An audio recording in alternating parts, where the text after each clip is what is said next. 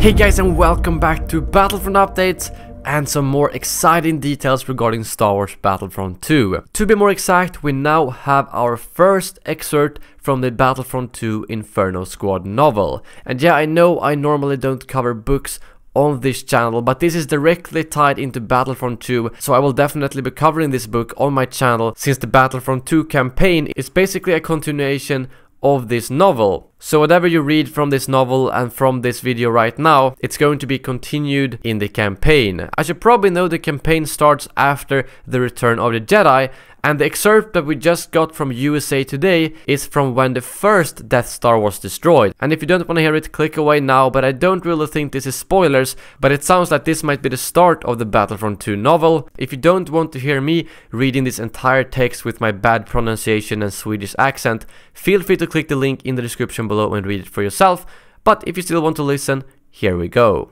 "Attention pilots," came the voice of her commander, Keela Nerrick, in Iden's ear, and for a brief, beautiful instant, Iden thought her squad commander was going to explain what was going on, but all Nerrick said was, "Death Star is now 6 minutes out from target." Iden bit her lip, wondering if she should speak up. Don't, she told herself, but the words had a life of their own. Before she realized it, out they had come. "Respectfully, Commander, with only 6 minutes until the entire moon's destruction, why are we out here? Surely 31-person ships won't be able to do anything resembling damage to the Death Star in that amount of time." "Lieutenant Versio," Nerrick's voice was as cold as space, "don't assume your father's position gives you special privileges. We are here because Lord Vader ordered us to be here. Perhaps you'd like to put your question to him personally when we return to the station. I'm sure he would be delighted to explain his military strategy to you." Iden felt a cold knot in her stomach at the thought of a personal conversation with Lord Vader. She had never met him, thankfully, but she had heard too many chilling rumors. "No, Commander, that won't be necessary." "I thought not. Do your duty, Lieutenant Versio."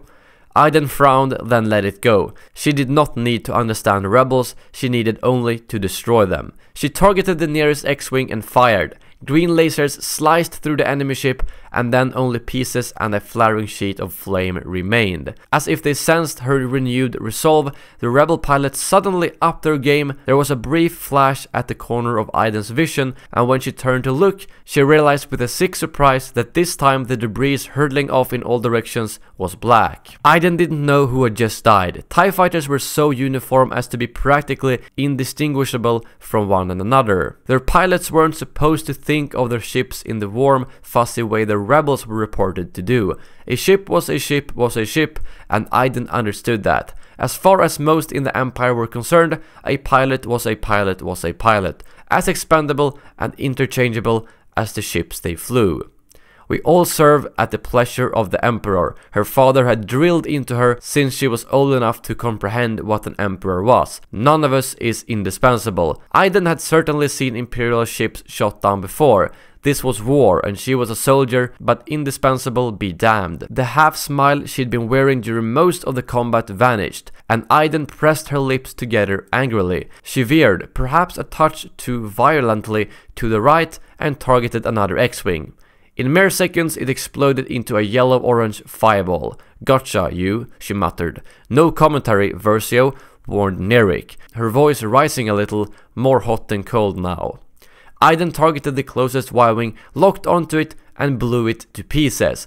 Watching the fragments of the starfighter hurtling wildly was a small compensation for the deaths of her fellow pilots. "Death Star is 2 minutes to target. Be aware of your distance from the planet."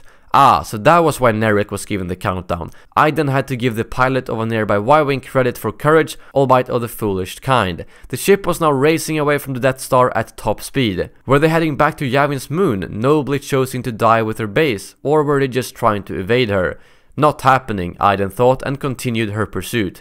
She got the vessel in her sights and fired. She didn't slow down as the ship exploded, but simply pulled back and looped up and over the fireball and debris, snug in her crash webbing, and smoothly dipped the TIE fighter in front of the Y-Wing for the perfect shot. The pale moon shape of the Death Star loomed behind the vessel, its gargantuan size making the rebel ship look like the toys she'd been allowed to play with as a child. The Y-wing was making for Yavin as fast as it could, swerving erratically enough that Iden frowned as she tried to get lock on it. A sudden scalding brightness filled her vision. Temporarily blinded, Iden hurtled wildly, her TIE fighter tumbling out of control. As her vision returned, she realized the breeze was coming at her as intensely as if she had suddenly materialized inside an asteroid field. Her focus, always powerful, narrowed to laser-like precision as she frantically dodged and swerved, maneuvering around the biggest pieces and wishing with all her being that TIE fighters had shields. Iden pivoted and tumbled, breathing the mercifully still-flowing oxygen deeply and rhythmically. But she knew in her heart it was just a matter of time. There was too much debris, some of it the size of a standard escape pod, some of it as small as her clenched fist. And she was right in the thick of it. The smaller pieces were pelting the TIE fighter already. Sooner or later, one of the big chunks would hit her, and both Senior Lieutenant Iden Versio and her ship would be nothing more than smears on what was left on Yavin's moon. Somehow, she'd wandered too close to the Death Star's target and had gotten swept up in the chaotic sweep of its destruction, exactly what her commander had been warning her against. But how was that possible? Mayday, mayday, Iden shouted, unable to keep her voice calm as she desperately dipped and dived to avoid disaster. This is TIE Sigma 3 requesting assistance. Repeat, this is TIE Sigma 3 requesting assistance. Do you copy? Over. Silence. Absolute, cold, terrifying silence. And that is the first excerpt that we got from the Battlefront 2 Inferno Squad novel. I think it's so cool to hear the events that we have seen in the movies, but from the Imperial side. Because when we see them blowing up TIE fighters in the movies, you don't really care, it's the bad guys, right? But seeing it from this side really makes you feel for some of these people. And if this is the start of the novel, I would guess that the actual novel might span between A New Hope and the end of Return of the Jedi. But we still don't know how much of a gap it will be between the novel and the campaign, but since this is the same character that will be in the campaign, it's still very relevant to the game. This will definitely be the first Star Wars book that I'm getting, and probably not the last one either, because yes, I've actually never read a Star Wars book before. I know, I should do it, but I just never had the motivation to do so, and now that it's directly linked to the game, I will definitely be doing it. But that is all for this video. Thank you guys very much for watching, and as always, may the Force be with you.